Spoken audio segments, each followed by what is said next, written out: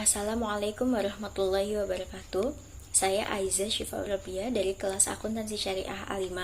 Dalam video ini saya akan memaparkan materi tentang tanggung jawab sosial perusahaan dalam Islam yang merupakan materi dalam mata kuliah Etika Bisnis Syariah yang diampu oleh Ibu Ida Roza MEI.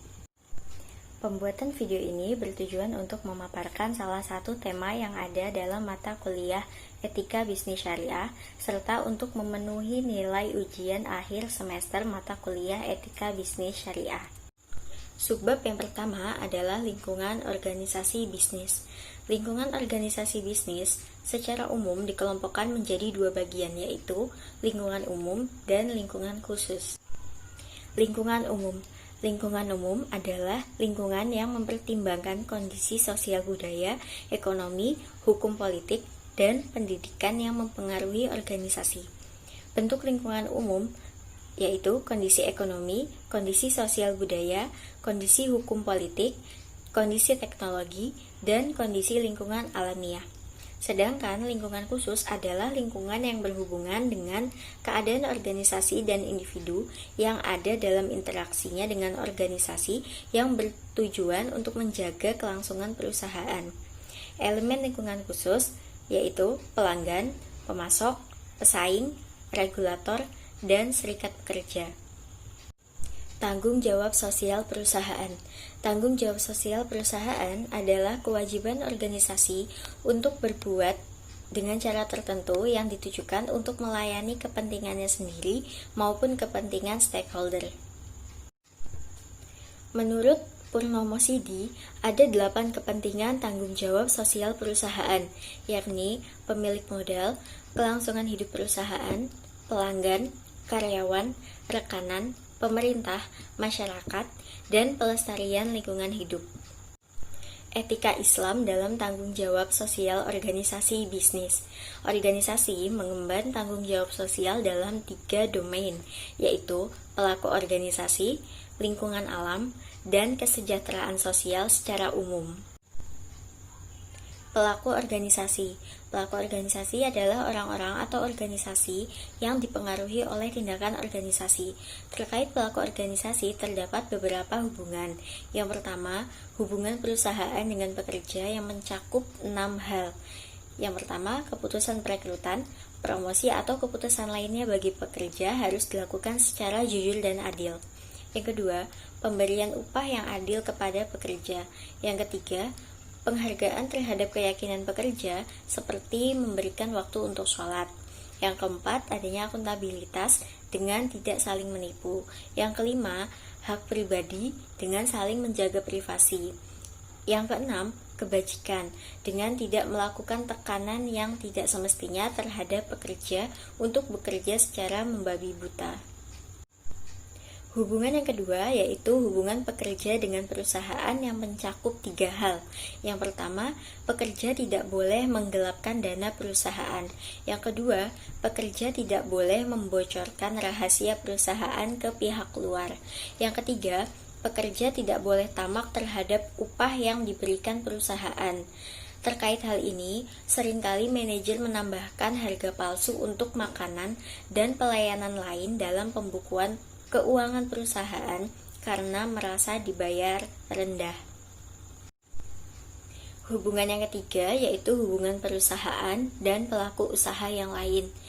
Dalam hal ini dikelompokkan menjadi 8 bagian. Yang pertama ada pemasok, kedua pembeli atau konsumen, ketiga orang yang berhutang, keempat masyarakat umum, kelima pihak yang berkepentingan atau pemilik atau mitra, yang keenam fakir miskin, yang ketujuh pesaing, dan terakhir lingkungan alam. Yang pertama pemasok. Terkait pemasok, ada 5 hal yang harus diperhatikan. Yang pertama, negosiasi dengan harga yang adil. Yang kedua, tidak mengambil keuntungan berdasarkan bagian atau kekuasaan yang lebih besar. Yang ketiga, membuat perjanjian kewajiban bisnis secara tertulis untuk menghindari kesalahpahaman.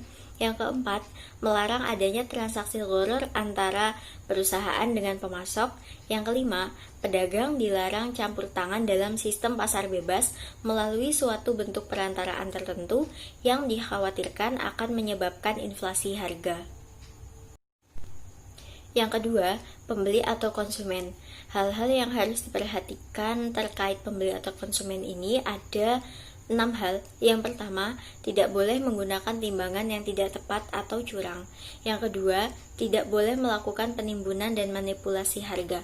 Yang ketiga, tidak boleh menjual barang palsu atau rusak. Yang keempat, tidak boleh membeli barang hasil curian. Yang kelima, tidak boleh menipu pembeli dengan bersumpah untuk mendukung sebuah penjualan. Yang keenam, tidak boleh mengambil bunga atau riba. Yang ketiga, orang yang berhutang. Ada 2 hal yang harus diperhatikan terkait orang yang berhutang. Yang pertama, jika yang berhutang dalam kesulitan keuangan, Allah mendorong kebaikan hati untuk memberikan penangguhan hingga dia lapang. Yang kedua, jika yang berhutang adalah orang kaya atau berkecukupan, maka dalam Islam tidak boleh menangguhkan pembayaran hutangnya. Yang keempat, masyarakat umum. Yang perlu diperhatikan adalah pengusaha memberikan harga wajar kepada masyarakat dalam penyediaan barang kebutuhan penting bagi masyarakat.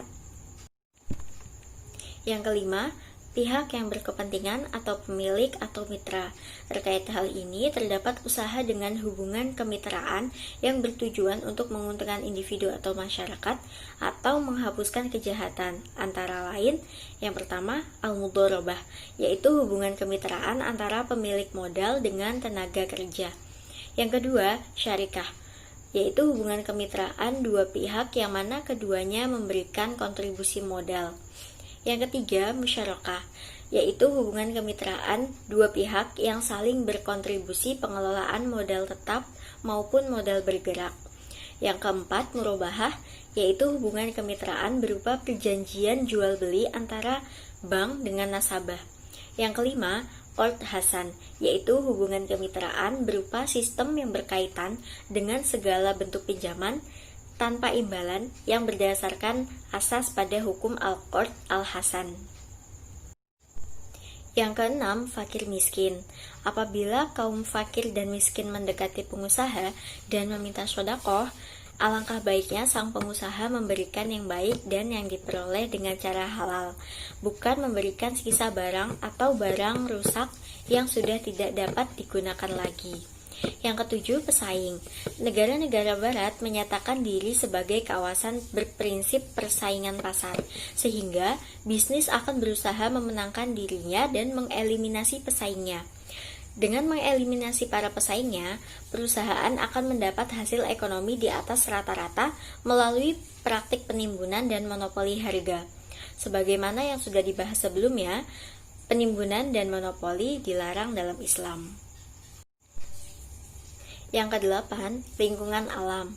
Hubungan perusahaan dengan perubahan lingkungan alam sangat kuat, seperti banyaknya limbah perusahaan yang dibuang ke udara, sungai, dan tanah, menyebabkan fenomena hujan asam, pemanasan global akibat lapisan ozon menipis, serta teracuninya beberapa rantai makanan akibat perilaku tidak bertanggung jawab. Kaum muslim didorong oleh Allah untuk selalu menghargai alam. Islam menekankan peranan manusia atas lingkungan alam dengan membuatnya bertanggung jawab terhadap lingkungan sekelilingnya sebagai khalifah Allah Subhanahu wa Ta'ala.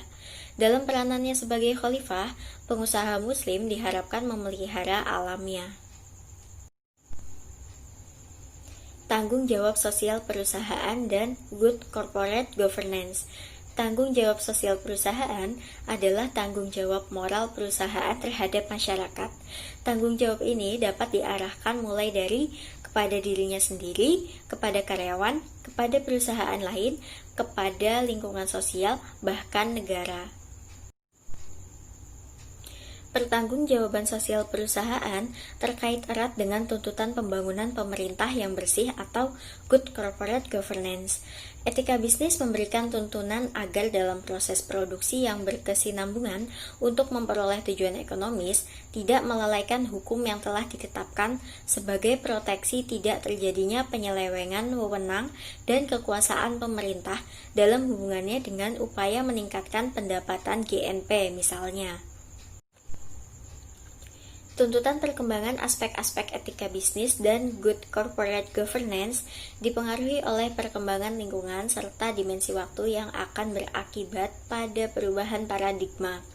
Dalam era reformasi, tuntutan terhadap etika bisnis dan implementasi good corporate governance telah menjadi paradigma baru dengan menuntut adanya transparansi dalam kepengurusan dan pemerintahan segala sektor, tuntutan efisiensi segala bidang, tuntutan tanggung jawab kepengurusan segala bidang, tuntutan kewajaran dalam menjalankan aktivitas usaha, dan tuntutan profesionalisme. Dengan adanya tuntutan tersebut, diharapkan sistem dan proses di perusahaan dan pemerintahan dilakukan secara terbuka dan tidak memberi peluang untuk korupsi, kolusi, dan nepotisme. Demikian yang dapat saya sampaikan. Mohon maaf apabila terdapat kekurangan maupun kesalahan kata dalam video ini. Semoga bermanfaat. Terima kasih. Wassalamualaikum warahmatullahi wabarakatuh.